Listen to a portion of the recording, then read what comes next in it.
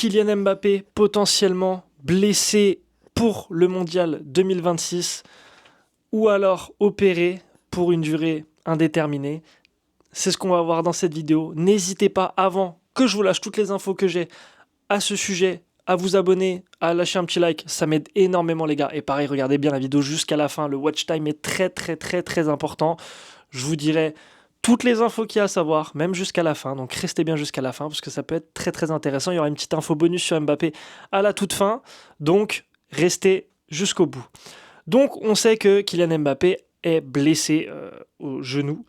Et on a eu l'info aujourd'hui comme quoi Kylian Mbappé se rendrait en France pour soigner sa blessure au genou.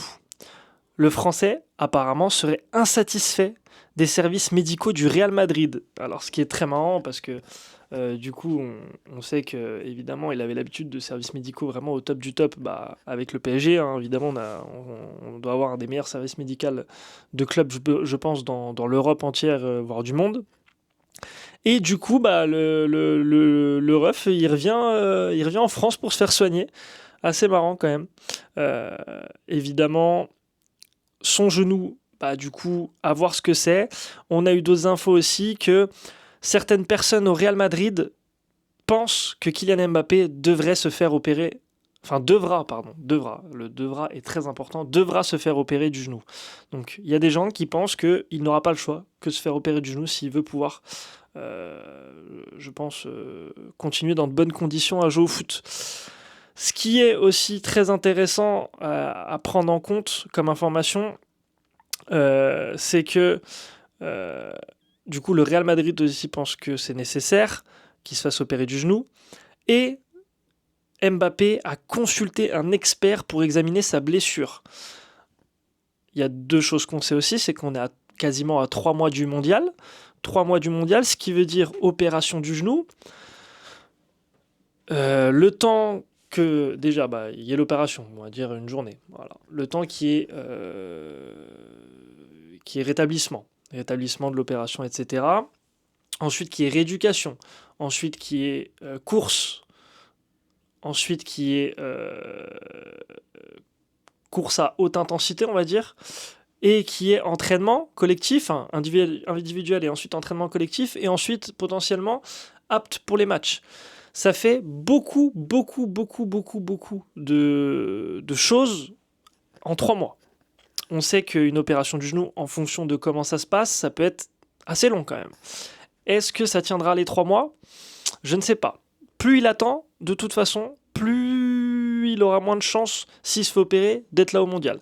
Maintenant, on va parler de est-ce que c'est intéressant pour l'équipe de France ou non d'ailleurs, que Mbappé soit présent ou pas pendant le mondial.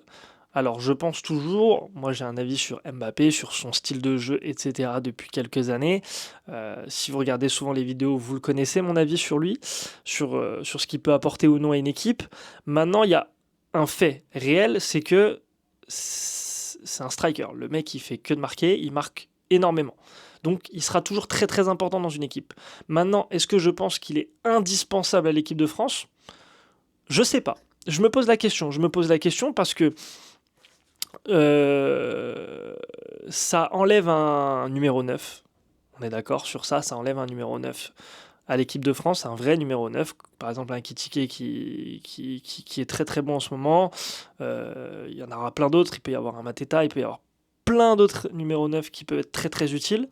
Donc ça fait une place en moins sur le terrain, sachant que sur les côtés, de toute façon, tu as forcément Olysée à droite, je pense, et un Dembélé à gauche, ou inversement, avec une permutation, ou un Dembélé, etc., qui va permuter avec un Olysée ou revenir un peu décroché.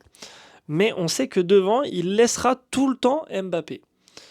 Sachant que Mbappé n'est pas bon en tant que numéro 9. On le connaît, on le sait très bien, Mbappé n'est pas fait pour jouer numéro 9. Pourtant, Deschamps persiste. On l'a vu sur les derniers matchs de l'équipe de France, il y a des lacunes, des grosses lacunes. Alors évidemment, Mbappé, il plantera toujours, hein, mais il y a entre planter et qu'une équipe marche comme sur des roulettes, il y a deux choses différentes. Je me demande si le fait que Mbappé ne soit pas présent au mondial, ne soit pas, attention à prendre avec des pincettes ce que je vais dire, soit pas bénéfique entre guillemets pour l'équipe de France. ou en tout cas pas apte dès les premiers matchs, pour permettre à d'autres de se montrer et avoir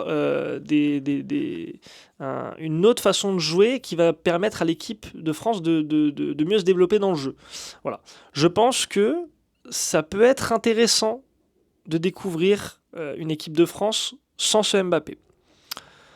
Maintenant, la question vient à vous.